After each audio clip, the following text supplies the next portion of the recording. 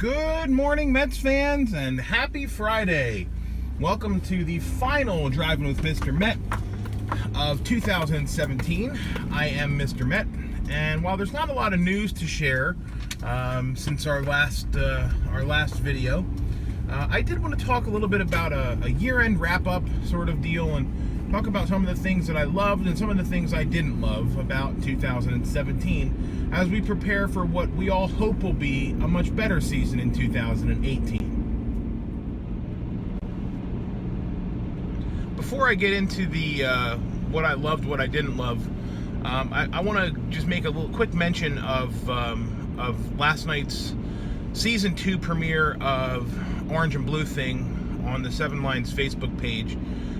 Last night's guest was Newsday writer Marc Carig, who has been doing just a phenomenal job of covering the Mets as like an investigative journalist, where he's just telling the hard stories that need to be told.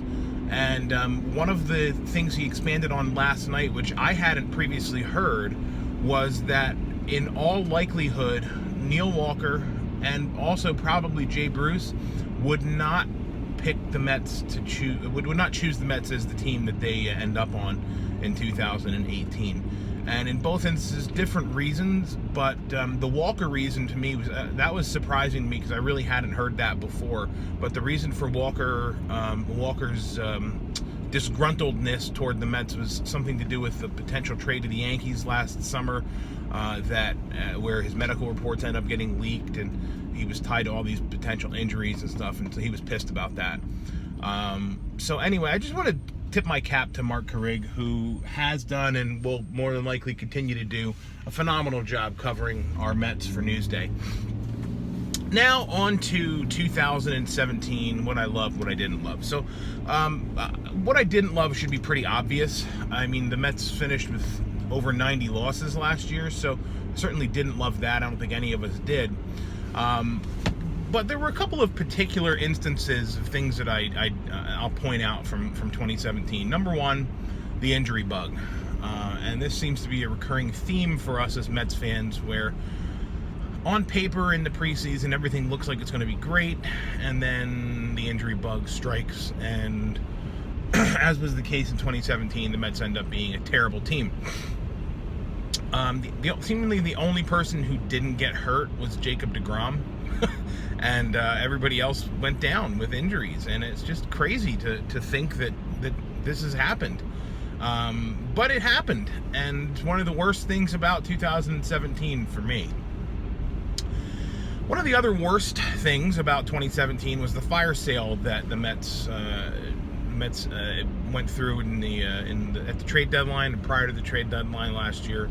I'm not going to say that I didn't agree with trading off the veteran players. I mean, obviously the Mets were not going to compete for anything, although I think at the time I was still delusionally thinking the Mets had an outside shot to turn things around.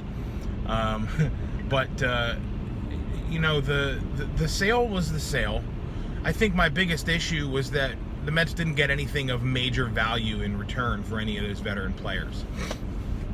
Now, you could say we don't really know, and that's true. We don't really know what the Mets got. I mean, a lot of young kids, a lot of young bullpen arms who might mature into legitimate major league talent. We won't know that right away, but it doesn't take the sting away from replacing a guy like Jay Bruce or a guy like Neil Walker or a guy like Curtis Granderson with people that we're not going to see for 4 or 5 years.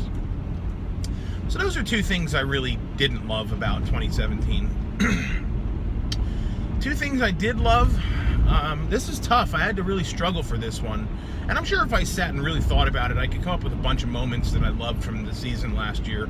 And maybe I'll end up doing that at the beginning of next year if the hot stove and the trading and the free agent signing, etc., continues to move at this snail's pace that it's moving on now. But the two things that I can think of was, number one, didn't even happen during the season, but the number one thing that I loved about 2017 was the preseason. And actually, this is funny. The two things I loved did not happen during the season, at least the two things that I thought of now. So the preseason was number one. when I started doing these videos last February, I was super excited about what 2017 was going to hold for the Mets, coming off of back-to-back playoff appearances, including, of course, 2015's World Series appearance and subsequent loss. But I was super excited for 2017. I felt like the team was really complete. I actually said this was the most complete team that I felt the Mets had fielded in a long time, as far as how deep they were in several different positions. And of course, none of that turned out to be true. 2017 was a disaster, and it was what it was. But it doesn't change the fact that I had such a euphoric high going into last season that I'm still thinking about it and how great I felt about the year. I would welcome that feeling back for 2018, but right now I don't have it. So, number one thing about last year was the preseason and how I felt about the season. Number two happened after the season, and of course it was the acquisition of manager Mickey Callaway. I almost said Jose Lobaton, but no, it was Mickey Callaway being named the new manager for the Mets. I'm excited about this. I think it's a great opportunity for the Mets, whether they're going to compete next year or whether they're going to rebuild. It'll be nice to have a new voice in the mix. As much as I really liked Terry Collins, and I did, I admit his flaws. And with Mickey, we have a guy who we don't really know anything about. We don't know what his flaws are. Don't worry, Mets Twitter will find them, and find them quickly. But it's nice to have that clean slate. It's nice to hear the things that he's saying, that Mickey Callaway is saying about his approach and how he'll go about managing the team and what his style is going to be, how he's going to communicate with players. Just, it's a very different environment and a very different personality at the helm now versus the last almost decade with Terry Collins there. So that's going to wrap it up for today. Again, I didn't have many news items to share, but I did want to get a quick video recorded before the year ends. This will be the final post of 2017. So I thank all of you for joining me this year on this journey of Mets fandom / masochism. But I appreciate all of you joining me. I appreciate everyone chiming in on Twitter and on YouTube with your comments. Keep them coming. I will keep the videos coming in 2018. And have a very safe and happy new year. And until we talk again in the new year, let's go Mets.